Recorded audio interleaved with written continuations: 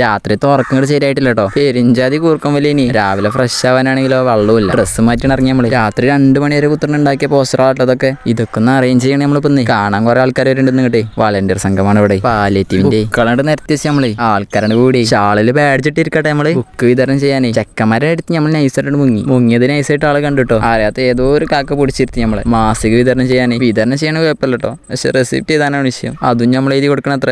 അവിടെ വേറെ ആളെ ഇരുത്തിക്കാണെങ്കിൽ നമ്മളോട് അവിടെ മുങ്ങി. ക്രിസ്ത്യൻ പള്ളിക്ക് ചർച്ച നടക്കുന്ന സ്ഥലങ്ങളൊക്കെ ഒന്ന് നമുക്ക് കാണാൻ വിചാരിച്ചു. അങ്ങനെയൊക്കെ ആദ്യമായിട്ട് കാണാൻ പോണതേ. ഇതുവരെ നമ്മൾ ക്രിസ്ത്യൻ പള്ളിക്ക് കയറിയിട്ടില്ല കേട്ടോ. പള്ളിയിൽ നിന്ന് പുറത്തേക്കാന്ന് ഇറങ്ങി നമ്മൾ നേരെ ഷാളിലോട്ടാണ് വിട്ട്. കാണാൻ ഇവിടെ ഒരുപാട് സംഗതികളുണ്ട്. ഇവനാണ്ട് കാണാൻ നിന്നില്ല കേട്ടോ. നമ്മള് SIPന്റെ ക്ലാസ് ഉണ്ടായിനി. ക്ലാസ് കൊണ്ട് കഴിഞ്ഞപ്പോ വൈകുന്നേരമായിട്ടോ. രാത്രി ഇത്ര പ്രോഗ്രാമിന് വേണ്ടിയുള്ള പ്രാക്ടീസിന് വേണ്ടി ഇറങ്ങണ ഞങ്ങള്. പ്രായമൊക്കെ വെറും നമ്പർ മാത്രമേ ഉള്ളൂ കേട്ടോ. നല്ല സ്കില്ലാണ് കാക്കാക്ക്.